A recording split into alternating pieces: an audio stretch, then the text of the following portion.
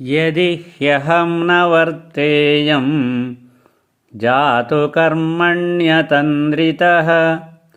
मम वर्त्मानुवर्तन्ते मनुष्याः पार्थ सर्वशः उत्सीदेयुरिमे लोकाः न कुर्यां कर्म चेदहं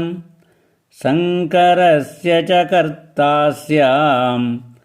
उपहन्यामि माः प्रजाः सक्ताः कर्मण्यविद्वांसः यथा कुर्वन्ति भारत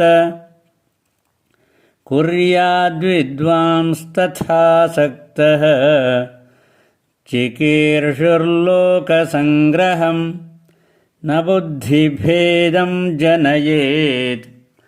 अज्ञानां कर्मसङ्गिनां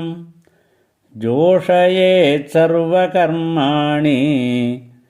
विद्वान् युक्तः समाचरन् हरिः ओम्।